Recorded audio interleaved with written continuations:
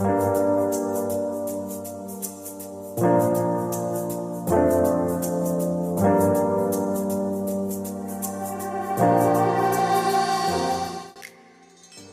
hermanos, una de las cosas, creo yo que una de las cosas que más me gusta a mí hacer en la vida eh, es poder tener conversaciones con personas o poder compartir la palabra así como lo estoy haciendo en este momento con ustedes para que ese diálogo tenga el efecto de renovar o de cambiar algunas ideas o conceptos que pudiéramos tener acerca de quién es Dios. Que nuestras mentes todos los días se conformen más a un entendimiento bíblico de su carácter, de su proceder en medio de la vida, que no es fácil, es crucial, diría yo, para todos nosotros. Y muy especialmente si alguien aquí esta mañana está viviendo en lo que podría ser denominado por ti mismo como en una prueba o como en la prueba de tu fe. Quizá es decir, este no es el mejor momento o la mejor circunstancia que atraviesas en la vida, particularmente en estas semanas últimas. Lo que yo me he encontrado cuando he examinado mi propio corazón y he hablado con otros es que estos momentos son bastante buenos para que florezca nuestra sospecha o nuestra duda acerca de quién es Dios. Nosotros no entendemos bien cómo en medio de lo que estamos viviendo Dios es Dios. Dios es bueno, es santo, es justo. Y más bien entonces nos deslizamos a tener interpretaciones que la verdad no nos ayudan a vivir esos momentos difíciles. Convertimos a Dios en alguien que profundiza nuestro dolor o nuestro enredo y no más bien en el aliado que Él quiere que veamos en Él en medio de las luchas, de las dificultades o de las pruebas. Bueno, entender bien a Dios en ese sentido. Hoy, hermanos, voy a compartir con ustedes una exposición bíblica que he titulado Dios no está de pesca. Yo sé que no lo entendemos en este momento, pero espero que lo entendamos en unos minutos más adelante y que Dios nos dé la gracia hoy de verlo a Él más claramente. Nosotros no somos lo importante en la predicación de hoy, aunque estemos involucrados en ella.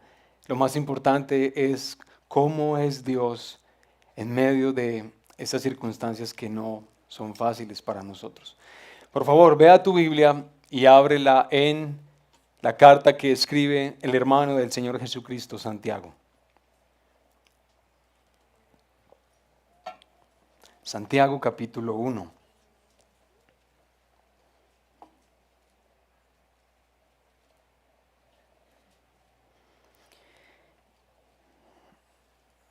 Vamos a leer desde el versículo 12, aunque vamos a concentrarnos desde el versículo 13, pero leamos del 12 hasta el 18. Santiago capítulo 1, versículo 12 al 18, y leemos la palabra de Dios en el nombre del Padre y del Hijo y del Espíritu Santo.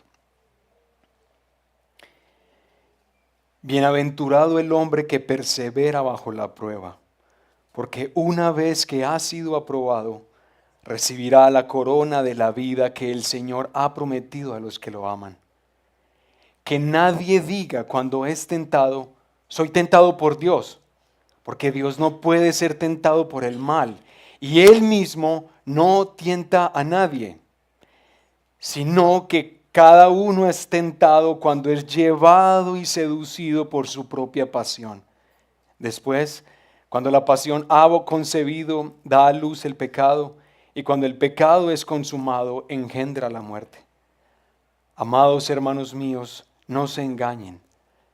Toda buena dádiva y todo don perfecto viene de lo alto, desciende del Padre de las luces, con el cual no hay cambio ni sombra de variación.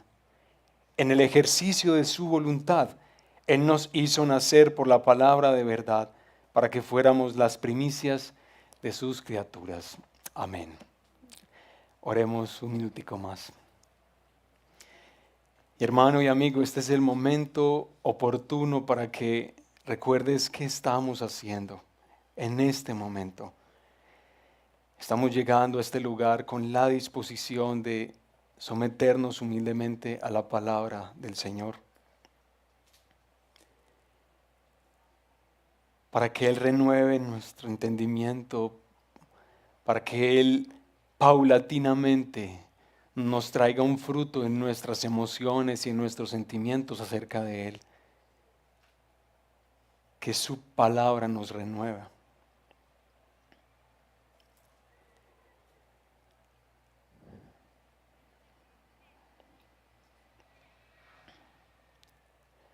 Padre precioso, yo quiero agradecerte hoy por ti.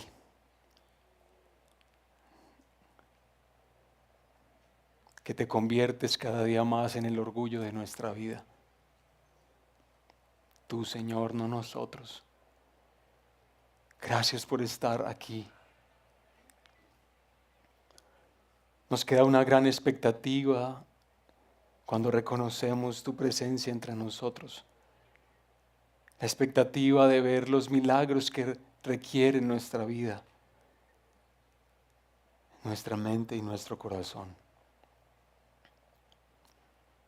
Ayúdanos a entenderte mejor a ti. No solamente y especialmente a nosotros mismos, ayúdanos a entenderte más a ti. ¿Quién eres tú, Señor? Que esa comprensión nos traiga la alegría que este mundo tanto necesita. Y podamos esparcirla y regarla, el conocimiento tuyo que llena toda la tierra, pero ahora por nuestras bocas. Gracias, precioso Señor, te damos. En el nombre de Jesús. Amén. Hermanos, vamos a movernos por 3 ideitas que creo yo son muy sencillas, que creo surgen de este texto bíblico. Y son las siguientes, se las voy a anunciar de una vez. En primer lugar, vamos a reflexionar que de nuestro Dios no proviene el mal o la tentación, y eso es muy importante. Espero que quede claro cuando desarrollemos esta idea. En segundo lugar, vamos a tratar de hacer una radiografía a la tentación para poder comprenderla mejor. En tercer lugar, lo que vamos a reflexionar es que de nuestro Dios sí proviene todo lo mejor de nuestra vida. Bien, en primer lugar, de nuestro Dios nunca proviene el mal o la tentación. Yo les pido por favor, porque vamos a ir pasando casi por cada versículo para reflexionarlo mejor. Miren el versículo 13. Que nadie diga cuando es tentado, soy tentado por Dios. Porque Dios no puede ser tentado por el mal y Él mismo no tienta a nadie. Miren, esta exhortación que Santiago está haciendo en este momento de su carta, la verdad parece un poco extraña. En medio de la prueba de la fe que sus hermanos están viviendo, les anticipo esto. Las personas a las que escribe Santiago han tenido que huir de Jerusalén o de Judea. Posiblemente él era el pastor de ellos y él está preocupado por el bienestar de sus hermanos, así que él les escribe esta carta que seguramente circularía. Esos hermanos están viviendo dificultades, aflicciones, ellos están en lo que Santiago denomina la prueba de su fe. Y en medio de esa prueba de la fe, Santiago en los primeros versículos les ha animado a ser pacientes y a ser perseverantes en su amor y en su confianza hacia Jesús. Porque hay que hacer eso, porque eso nos va a llevar hacia la madurez, es lo que él explica. Por ejemplo, a los hermanos de humilde condición y que están sufriendo, les dice que ellos deben recordar, deben tener siempre presente la alta dignidad y la condición a la que el Señor los está llamando o los ha llamado. A los hermanos ricos que también están sufriendo, les invita a gloriarse en lo que esa prueba les está recordando, que es que las riquezas son frágiles, que nosotros no debemos poner nuestro amor en lo que hoy está, pero que mañana no puede estar.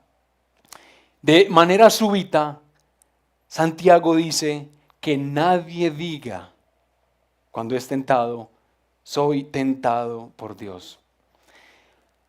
¿Qué tiene que ver la prueba con la tentación? ¿Alguna relación existirá entre ellas? Bueno, pues les cuento algo que es bastante interesante.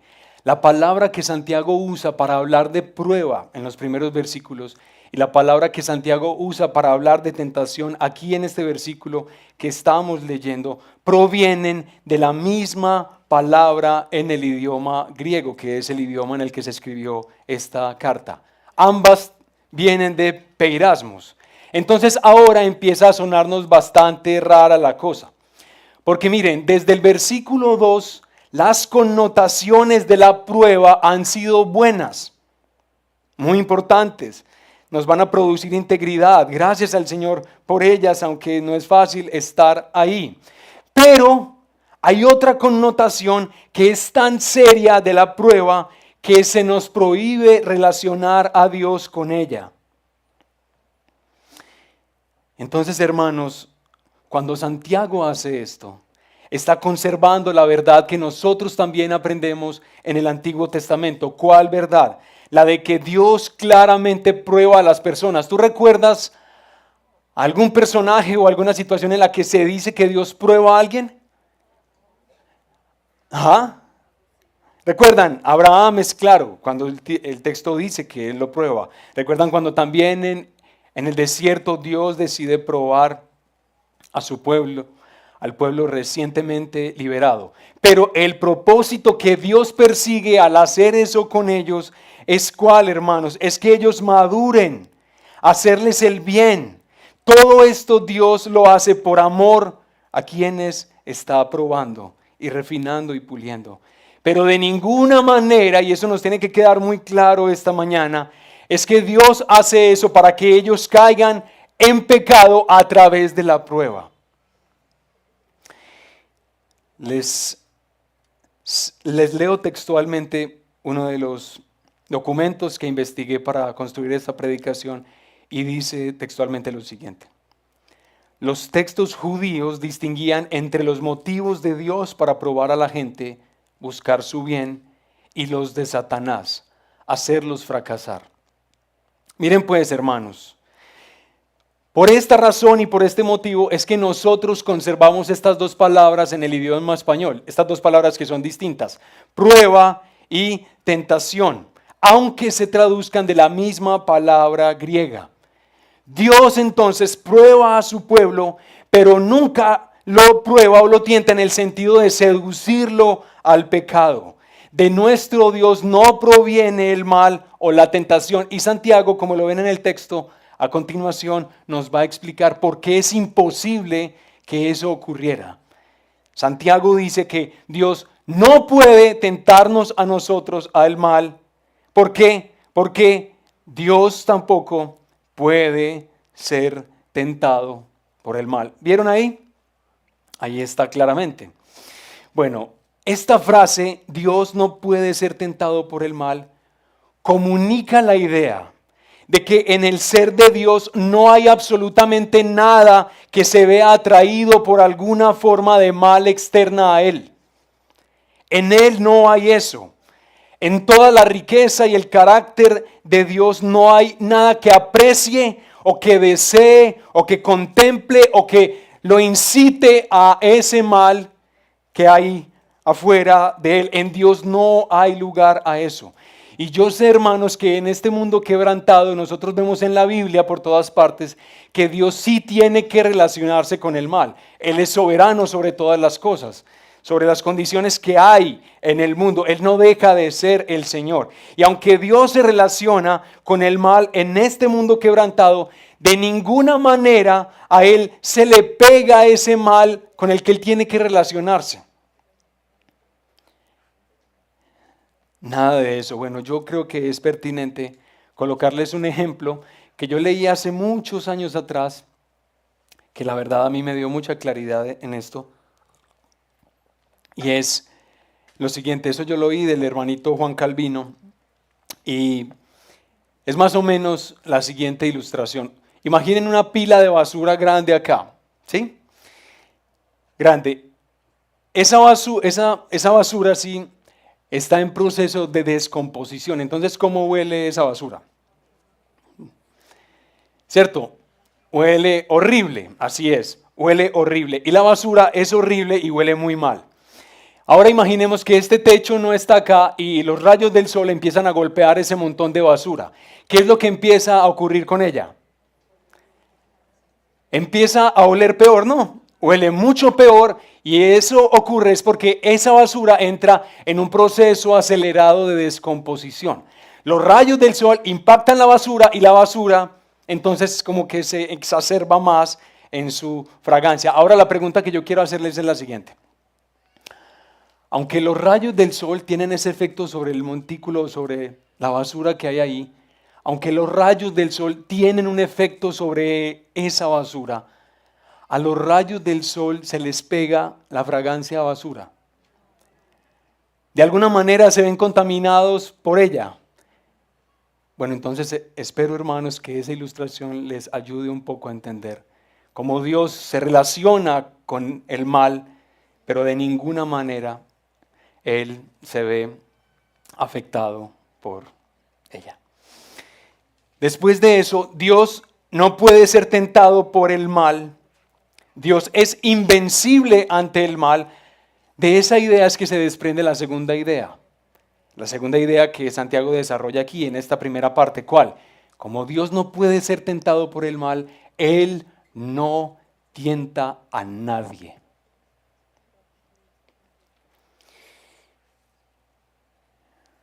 A ver, si de ninguna manera Dios abriga en su ser alguna forma de mal, entonces Él nunca va a inducirte a participar en la misma clase de mal que Él aborrece.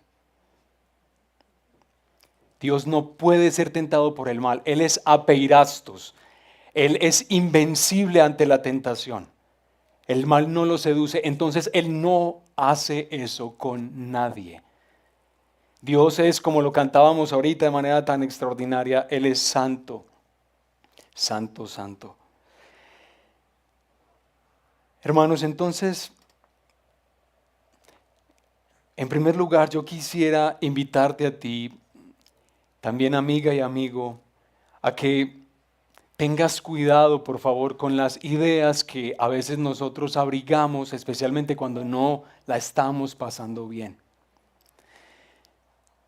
Ten cuidado con esas ideas. Santiago tiene el propósito de arrancar esas ideas y de, como vamos a ver a continuación, implantar la verdad en nuestra mente. No hay nada peor que uno estar viviendo un momento bien duro y uno estar imaginándose que Dios está involucrado con el mal que yo estoy alcanzando, que de alguna manera Él me está empujando hacia Él. Entonces, hermanos, cuidado por favor con las frases que quizá en algún momento hemos dicho era el plan de Dios que yo pecara.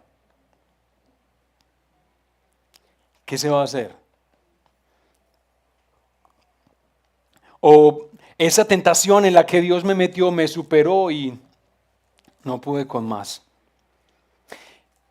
Yo lo que entiendo de esto, hermanos, es que nosotros cuando tratamos de involucrar a Dios en el mal que estamos participando, de alguna manera como que nos hace sentir un poco mejor porque lo responsabilizamos a Él. Y de esa manera por lo menos un poquito nos autojustificamos. Pero recuerden, ustedes hermanos y yo que estamos aprendiendo el evangelio verdadero que estuvimos estudiando por semanas atrás, nosotros ya no tenemos necesidad de autojustificarnos. Eso es algo a lo que el Hijo de Dios no debe apelar. Nosotros podemos estar muy mal, pero tenemos a Cristo que es nuestra justicia delante de Dios. No es buena idea culpar a otros por el pecado que decidiste vivir, pero es más necio, hermanos, cuando culpamos a quien va a erradicar todo indicio y toda presencia del mal en su mundo, que es Dios.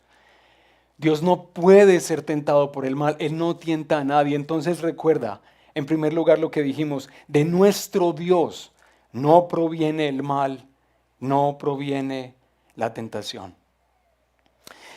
Pero bueno, si así es, ¿Cómo nosotros podemos explicar o por lo menos entender un poquito la fuerza que el mal tiene, la fuerza que la tentación tiene en la vida cotidiana? Porque es tan fuerte que uno se imagina que tiene que ser un poder muy grande alguien, un poder como el de Dios, para poder que eso yo lo sienta como lo siento. ¿Cómo explicamos la fuerza entonces que tiene la tentación y el mal? Eso es lo que pasa a hacer Santiago a continuación en la radiografía de la tentación. Eso es lo segundo especialmente que quiero compartirles. Lo que Santiago está a punto de hacer en los versículos 14 y 15, ya los vamos a leer, es como lo siguiente. Imagínate que tú estás chupando un bombombún, ¿de acuerdo? Y tú estás chupando un bombombún y por alguna razón tú quisiste darle una mordidita al bombombún. Bien. Y tú empezaste a sentir que te dolió una muela. Ay, ay, ay. Y tú me cuentas a mí, oye, ¿sabes que me ha estado doliendo la muela?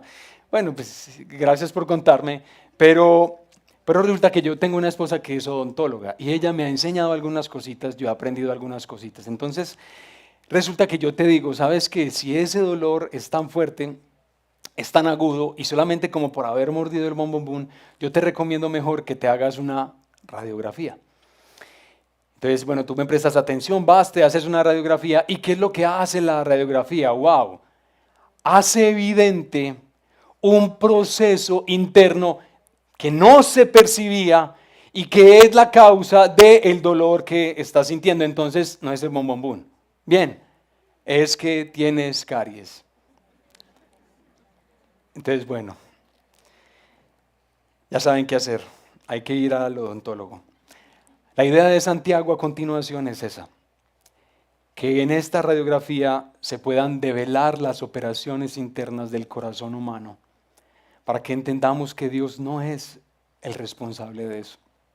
Miren versículos 14 y 15, por favor, que dicen, sino que, cuando él ya ha aclarado que no es Dios, sino que cada uno es tentado cuando es llevado y seducido por su propia pasión. Después, cuando la pasión ha concebido, da a luz el pecado. Y cuando el pecado es consumado, engendra la muerte. Nosotros no debemos pasar por alto en esta mañana, todavía creo, ya en esta tarde, ninguno de nosotros lo que Santiago está queriendo decirnos desde el principio, hermanos, que la tentación es una experiencia universal, a todos nos acontece, pero también la tentación tiene sus particularidades. Es decir, yo me voy a ver tentado por cosas que para algunos de ustedes son ¿qué? Bobadas. Y viceversa. Yo voy a escuchar de ustedes que se van a ver tentados por algunas cosas que yo podría decir, hermano, la verdad no te entiendo. Es increíble que eso te pase, pero así es. Es universal, pero tiene sus particularidades. Entonces, por ejemplo, el olor a licor. A algunos les produce gusto, placer, pero a otros los tienta y los enreda allá en el corazón. El olor a licor. Robar un lápiz. Robar un lápiz lo mete a uno en toda esa tremenda operación. Dormir un poco más. Desear poder, así como nuestra ciudad está enfermita de esto. Mostrarte superior a los demás. Leer un libro más. Raro, ¿cierto? Pero dicho eso, hermanos, veamos por favor a continuación más de cerca esta radiografía. Dice Santiago, cada uno es tentado cuando es llevado y seducido por su propia pasión. Es decir, cuando yo observo algo, cuando yo escucho algo, o cuando yo imagino algo que se conecta con mis malos deseos y ellos me impulsan a alcanzar, a materializar y casi literalmente a extenderme y agarrar aquello que se ha convertido en el objeto de mi pasión, de mi deseo. El lenguaje que está empleando Santiago aquí al hablarnos de esta radiografía es el lenguaje propio de la pesca o de la caza de sus días, particularmente de la pesca. Entonces, como Santiago es tan buen predicador, él hace tan buen uso de la homilética, pues uno tiene que pegarse de eso. ¿Para qué uno se pone a inventar? Pásame por favor. Gracias. Gracias, mi hermana. Gracias. Entonces no hay necesidad de hacer nada distinto a lo que Santiago está diciendo. Entonces, ustedes saben qué es esto, ¿cierto? Antes de yo hacer esta ilustración, déjenme les pregunto, ¿a cuántos de ustedes les gusta la pesca? Levanten la mano, por favor. Bueno, hay varios. Bueno, ustedes me van a perdonar si yo digo lo que no es con relación a la pesca, bien, pero más o menos me he esforzado por tratar de entender un poquito cómo es que es esto. Aquí está la vara, yo quiero ir a pescar, entonces yo tengo necesariamente que pensar en este cebo y que este cebo que yo pongo acá va a depender de qué, del tipo de pez que yo quiero en el almuerzo o en la comida. Entonces aquí yo pues se puso una rapala y pues la envolví en papel chicle para cuando ahorita haga así ninguno de ustedes vaya a quedar lesionado, ¿cierto? Aquí hay una rapala, tienes que imaginarla. Esa rapala, según me explicaron a mí, tiene el propósito de pescar trucha. Trucha. ¿Ven? ¿Vamos bien hasta acá? Listo. La rapala para la trucha. Entonces, efectivamente, ahí está, hay truchas en los ríos al que voy a pescar. ¿Y qué es lo que yo empiezo a hacer? Arrojo el nylon, el hilo, y con la rapala allá adelante empiezo a recoger, ¿cierto? A recoger. Y vuelvo y lo tiro y empiezo a ¿qué? A recoger, paso a paso. Eso es lo que ocurre en la superficie, pero ahora vamos a imaginar qué ocurre en la profundidad. Vamos a imaginar a un pez, bien, relajado, tranquilo, el pececito. Entonces el pececito está allá abajo y imaginemos lo que está como en su escondite. A veces los peces pueden ser más o menos paranoicos y eso es normal que sea así. Pero los peces ahí están en su guaridita, pero el ve que cae algo. Y algo que brilla y algo que tiene color. Y ahí es el almuerzo, ¿cierto? Pero ve que vuelven y lo arrastran. Pero él está resguardado, él está protegido. ¿Por qué? Pues porque hay depredadores. Pero él vuelve y ve que cae sobre la superficie del agua esta rapala, la ve llena de colores, la ve llena de luz. ¿Y él qué empieza a hacer? Empieza a verse atraído y seducido. Entonces es atraído y seducido al punto de que el lugar que puede servirle de resguardo empieza a dejarlo, a abandonarlo. Y una vez más ve que la rapala se va y entonces ve que vuelve a caer y es nuevamente más atraído y seducido. A mí me han dicho que la trucha es un animal bastante voraz, entonces llega un momento en el que se cansa y ¿qué hace? Agarra la rapala y qué pesar. La trucha pensó que iba a almorzar, pero... Bien.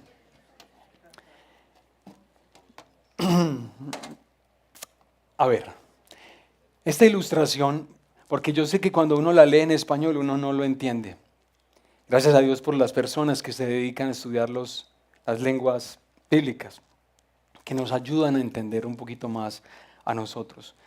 Pero hermanos, esta ilustración nos ayuda un poquito por lo menos a entender el punto principal de Santiago aquí en esta radiografía. ¿Cuál? El mal que hay en nuestro interior nos arrastra hacia aquello que desea, sin importar nada. Somos atraídos y seducidos por algo que está afuera, pero que se conecta con algo que está aquí, dentro del corazón. Y después de hablar de la pesca y de la caza, nos mete a una sala de partos y nos dice que cuando esa mala pasión queda embarazada, da a luz el pecado y engendra ¿qué? Engendra la muerte. Eso es doloroso, es miserable y es deshumanizante la materialización del mal que hay en nuestro corazón. Cuando nosotros agarramos esa rapala, hermanos, es lamentablemente triste. Entonces, hermanos y amigos, nada más, y se los digo con humildad porque recuerden, yo soy más difícil y peor que ustedes, pero les animo a pensar en lo siguiente, hermanos. Nada más de que es que yo necesitaba esa plata. Eso se me presentó muy bueno y yo la verdad necesitaba esa plata urgentemente, por eso acepté ese negocio turbio. No más eso. Con mucho respeto también digo esto. Es que mi esposa o mi esposo me tenía abandonado o abandonada. Y por eso yo acepté esa aventura con esa persona. No. Es que la teología de la prosperidad que me enseñaron a mí en la iglesia donde yo estaba es la causante de mi codicia y de mi avaricia. No, hermanitos. No, eso no es así. Esta radiografía más bien nos está mostrando lo oscuro que puede llegar a ser el corazón humano y la oscuridad y el mal que están envueltas en el proceso de la tentación. Por eso no es Dios quien hace eso. Y es crucial que todos nosotros lo podamos entender. Hermanos, por favor, no pienses más que quien tiene su mano al otro lado del cebo es el Señor. Porque Él no es ese. Él no es esa persona.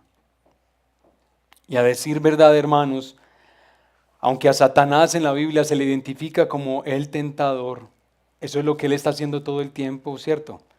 Tampoco a él le podemos echar la culpa del pecado que aceptamos vivir. Él tira cebos y más cebos y todo el tiempo está tirando cebos. Tú dijiste hoy que no, pero mañana le vuelvo a tirar el cebo a ver si de pronto su resistencia halló alguito de flexibilización. Todo el tiempo está tirando cebos para que las personas los atrapen y mueran. Pero hay que aclarar algo. ¿Qué ocurriría, hermanos, si Satanás le tira una rapala a una manada de elefantes? ¿Cuántos elefantes comen rapala? Se van a ver tentados y seducidos por ella. ¿Ah? No pasará nada, no pasaría absolutamente nada. Y es lo que hay en el interior del elefante, lo que no le hace ser atraído por el cebo para peces. Es decir, el problema con la tentación está en el corazón, en cada uno de nosotros. Ánimo pues. Eso no es para desanimarnos. Es más bien para animarnos en el Dios que tenemos. Aunque en muchos sentidos seamos distintos a Él aún. De Dios no proviene el mal ni la tentación, que eso quede claro. Además de eso se nos hace una radiografía de la tentación, pero ahora Santiago termina diciendo que más bien de nuestro Dios es que proviene todo lo mejor de la vida, y eso es lo que debe completar lo que Él ha venido diciendo antes. Si tú no le prestas atención a esto que se va a decir a continuación, te va a quedar como mocha la idea. Dios no tienta porque de Él no proviene el mal. Entiende cómo es la tentación y el mal, pero ahora más bien entienda la clase de Dios con la que contamos nosotros en nuestras pruebas, en nuestras luchas, en nuestras dificultades. Por favor, leamos versículo 16 al 18. Dice: amados hermanos míos, no se engañen. Toda buena dádiva y todo don perfecto viene de lo alto, desciende del Padre de las luces, con el cual no hay cambio ni sombra de variación.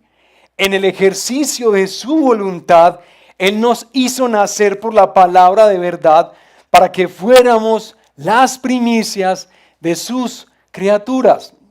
Entonces vamos a ver si esto que dice Santiago nos ayuda. Antes de profundizar en el carácter del Dios en el que nosotros confiamos en medio de la prueba que podemos estar viviendo hoy, Santiago ya nos llama de entrada a no permanecer en el engaño de atribuir a Dios algún tipo de mala intención o algún tipo de deseo de nuestra caída, como quien tiene su mano al otro lado del cebo. No insistas ahí, es lo que dice Santiago. Para que entiendas por qué es así, entonces Santiago hace una hermosa descripción del Dios que nosotros amamos y en quien nosotros confiamos. El versículo 17 básicamente lo que dice es que el Señor es el dador de todo lo bueno, y espero que estés entendiendo. Dijo que no proviene de Él el mal y la tentación, y ahora está diciendo más bien que es de Él, de quien proviene todo lo bueno, es decir, que es Él el dador de toda la cosa buena que acontece en este mundo. A ver, espero que eso te haga crecer en tu comprensión de Dios. Mira, en cualquier rincón de este mundo, en cualquier lugar de este universo y extendido a todo el género humano, no solamente a nosotros creyentes en Jesucristo, a todos los seres humanos, todo lo que nosotros vemos en este mundo y contamos como hermoso. Por ejemplo, ustedes no se llenaron de admiración ahorita en París, en las Olimpiadas. ¿No les pareció admirable ver algunas cosas de esas? No de la inauguración, pero después uno dice, pero ¿cómo una chica es capaz de hacer esa maniobra en el aire? Pero ¿cómo este equipo es capaz de lograr esas cosas? ¿Cómo este hombre es capaz de recorrer esto en este tiempo? Y uno queda como boquiabierto. ¡Wow! Dios ha dado extraordinarios talentos a todos los seres humanos, aunque no confíen en Él, aunque no crean en Él. Los paisajes que nosotros vemos en este mundo, que nos llenan de asombro. Poder disfrutar del amor, de los amores que tenemos, nuestros compañeros, amigos, hermanos, el esposo, la esposa, los hijos, esos amores hermosos, las canciones que se componen en este mundo y que son verdaderamente honrosas. Todos los desarrollos tecnológicos, médicos, los servicios a los que nosotros podemos acudir y que nos hacen bien. Todo eso, hermanos, todo eso, por favor, tenlo presente y no lo olvides. Tiene una procedencia divina. No te imagines que es de otra cosa por ahí. No te imagines eso. Cualquier manifestación de bien en este mundo proviene del Señor. Toda donación perfecta que este mundo recibe y que hace de él un mejor lugar debe atribuirse a nuestro Padre, creador del sistema solar, casi como lo quiere llamar Santiago, y de todo el universo restante. Así es el Señor. Nosotros no debemos entender a Dios como alguien egoísta o indiferente al bienestar de la creación. Más bien Dios sigue dando y dándole a los seres humanos, aunque ellos no disfruten de los efectos redentores de la obra de Jesús. Aún a ellos Dios les hace el bien y les da y les da. ¿Por qué? Porque lo que dice Santiago, eso, toda buena dádiva y todo don perfecto viene de lo alto. No se lo atribuyas a nadie más.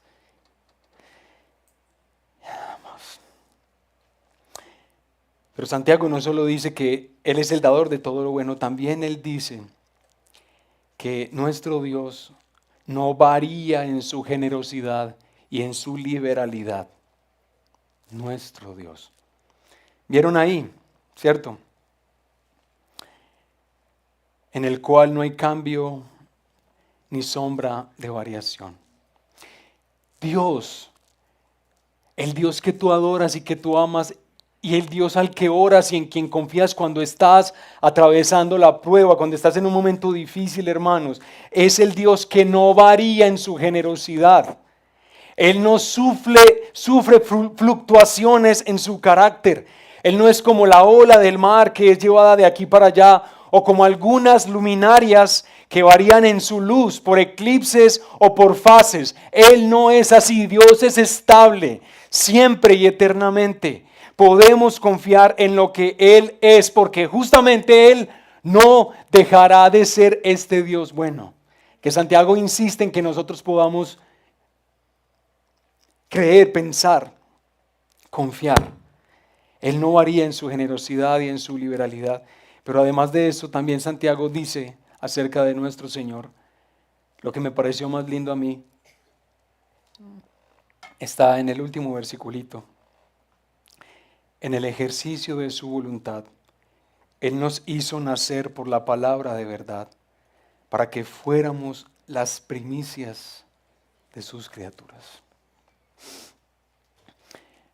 Primero, Santiago está haciendo pensar a la iglesia acerca de Dios, de su hermoso carácter, y lo está haciendo pensar con relación a todo el género humano.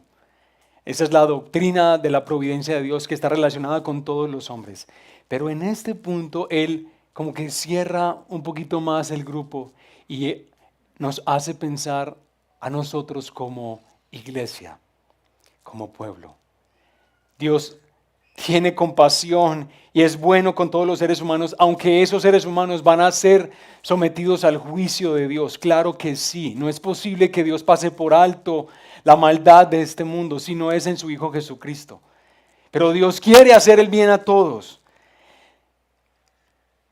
Pero Él de manera especial a la iglesia nos trajo el milagro de la salvación. Y lo describe de una forma muy linda, en el ejercicio de su voluntad.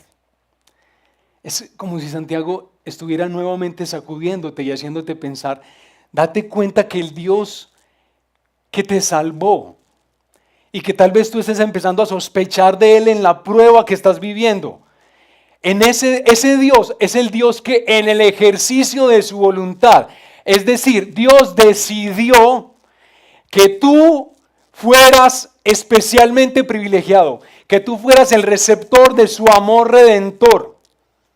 En el ejercicio de su voluntad, Él hizo que nacieras de nuevo, que nacieras de Dios, que tuvieras vida. Él lo pensó, Él lo deseó, Él lo materializó en mí y espero también que en ti. En el ejercicio de su voluntad, Él nos hizo nacer por la palabra de verdad. ¿Y como para qué? Para que fuéramos las primicias de sus criaturas. Esto es hermoso. Resáltalo en la Biblia. Ustedes saben que las primicias eran como frutos especiales de la cosecha. Que los primeros frutos de la cosecha, pero eran frutos especiales. Eran frutos que se consagraban, se apartaban para usos honrosos. No debían mezclarse con los otros frutos de la cosecha. Estas son las primicias. Y la forma en la que Santiago está entendiendo que la iglesia es que nosotros somos un fruto que es apartado por Dios, que es consagrado y que es consagrado para usos o propósitos especiales, honrosos, buenos para todos nosotros, hijos e hijas de Dios.